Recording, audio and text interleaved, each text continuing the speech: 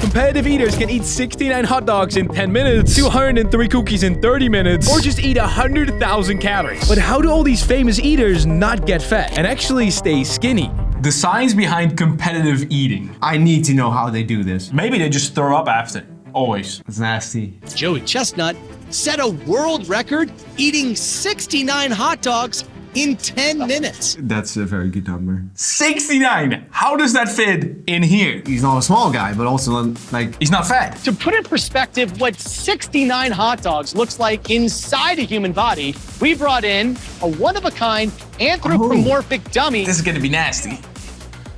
Oh no. The stomach looks full already, but they still have so many hot dogs left. It's so painful to watch. I already feel pain in my stomach. Same. I'm not sure if I'm more hungry or less hungry after this video. Normally, a human can stomach, on average, about 1 liter of food before the nausea reflex kicks in, signaling us to stop eating.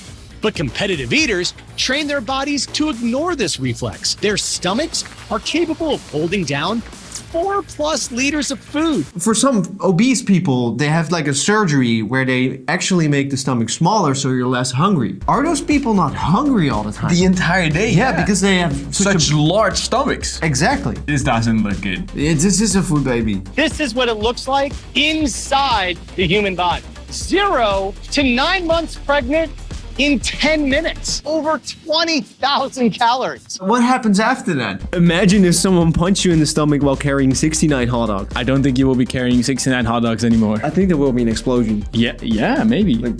Literally. Oh. I need to know how this works. Let's look at some of the most famous competitive eaters.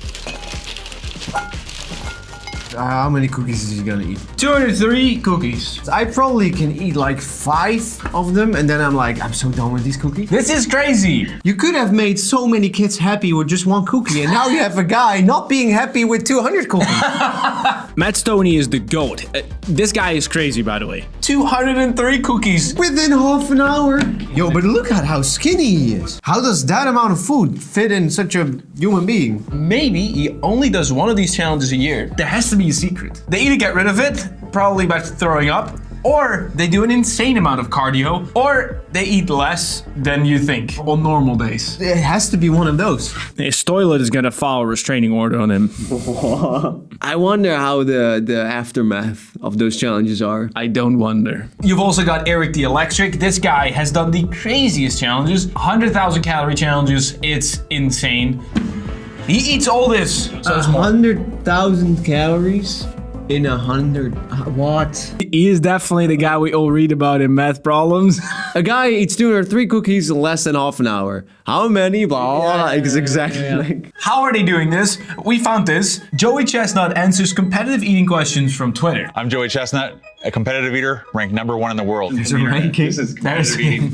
Of course, there's a ranking for everything, bro. How do competitive eaters not just die? If somebody tried to eat 70 hot dogs for the first time, they might die. It's kind of like the person who ran the first marathon. They died. But now millions of people can run a marathon because they know how to train. I did not know that. That's interesting though. That's very interesting. So first time doing something, you will die. Never be the person to do something first. I've trained and made my body adapt. It makes sense. So you get used to a lot of food. The way they actually expand their stomachs as well, it's not like in one sitting. It's progressive overload. Yes, although I would not progressive overload with your stomach. I don't think this is super healthy, but you can progressive overload with our workout app right here. It's free, just check it out. Workout programs, get stronger over time. How does one train to eat so many hot dogs? My training isn't too much different from like a runner. Runners have to run, eaters have to eat. It's hard because I can't practice every day. Once a week, I'm doing a practice contest. Whoa, that's a good point. Makes sense. You can't practice every day. Why not? I think otherwise he would get fat. Maybe that's the answer. Would a fat body be more efficient? Do you then have more room? What is the ideal physique for a competitive eater? What do competitive eaters do after the contest? Do they purge or just digest? Either way, seems uncomfortable. The best competitive eaters do digest the food. I only get sick if there's something wrong, if I'm dehydrated or the food's bad. When you say uncomfortable, that's where I'm really lucky. I kind of like the feeling of being bloated. That's one of the things that works in my favor. I'm trying to stay vertical and stay walking around. If you don't like this, you will never get to his level. Like the same as we sometimes like to destroy our bodies for a challenge because then we feel satisfied because we did some insane number of stuff and then Some contests, I'm putting on a lot of weight. The most I've gained is, I think it's been more than 20 pounds and it takes about 5 days for me to get back to my normal weight. The amount of food is like at least half of that, and then you have water weight. I know for sure actually that it's too much food to digest for your body, so you're probably not gonna even consume half of those calories. If he eats 20,000 calories, he will not use those 20,000 calories for fat or for energy. It might not even be 10,000. Do they enjoy food? Like, is there still some joy to it? Anyone ever examined the health of competitive eaters? I wonder, is it any worse than normal? One of my biggest splurges is my doctor. He does my blood work, and there have been times where I go to him and I'm heavy, but he's really happy with the way everything's working right now. Most competitions aren't necessarily healthy. Any kind of athlete, I don't think we're much worse than normal. Not much worse than competitions for bodies in general. In general, yeah. Of course, because if you look at, like, for example, bodybuilding or like CrossFit, they push their body to the extreme as well. Most sports peak in their 20s, maybe 30s. And then after that, there's no way you can keep up. This interview actually changed my perception of competitive eating. It's a sport, just like any other sport. You train, you practice, you compete. Yeah, it's definitely a sport, and it's definitely very hard. Who ranks the competitive eater? There is a league, Major League Eating. Right now I'm ranked #1. They rank based off performance in contests. There is a kale contest, there's pancakes, and hot dogs. And hot dogs. Kale? What? Each eater wants to have the distinction of being the world kale eating champion. If you want to see us do a kale eating competition, then let us know down below. Let us know. Let us know. How do competitive eaters not gain weight? Dude, I do gain weight, and it's a battle. I have to be aware of it, because if I lose track of my long-term calorie intake, I gain weight, then I start losing contests. I hate losing. Joey's actually a pretty good presenter. All his information is easy to digest. That's good. That's good.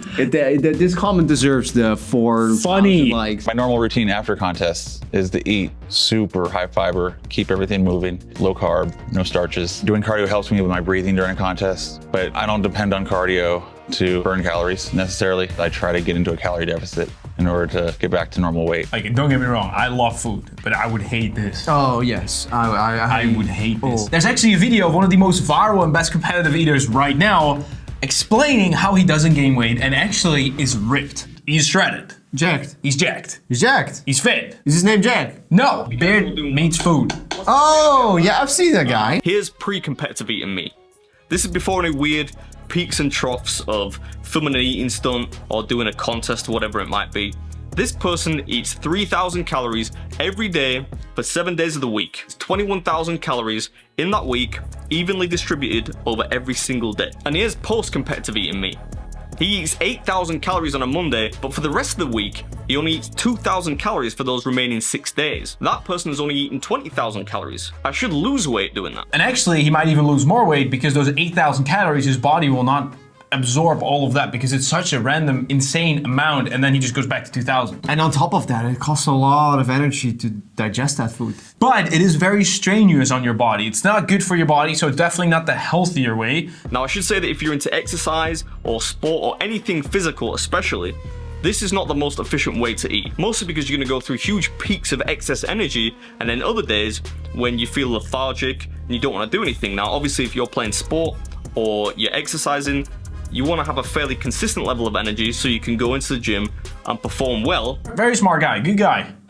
Explained it very well. For those watching, this might actually explain why some of your friends around you, it looks like they have a very unhealthy lifestyle and they can eat whatever they want and don't gain weight. It's probably because they only do it on Friday and maybe Saturday, and the rest of the week they forget to eat breakfast and eat maybe a bit of lunch and then they go to bed. The single most important factor, and I can't stress this enough, when it comes to gaining weight or losing weight, is the amount of calories you consume over time.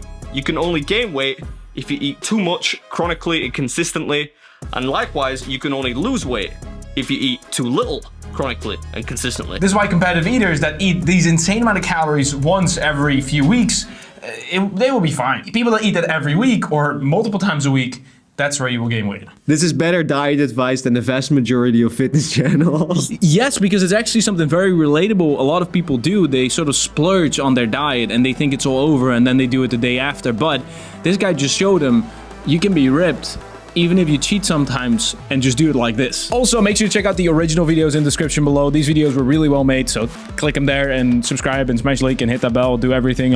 So as a competitive eater, you can actually be fit and sometimes even lose weight. But there's also a product that if you inject it, you will lose weight and fat very easily. There's a lot of side effects as well, so make sure to check this out here, but it almost sounds too good to be true. Make sure to subscribe, smash the like and hit that bell, and we'll see you in the next episode. And make sure to download Work At It.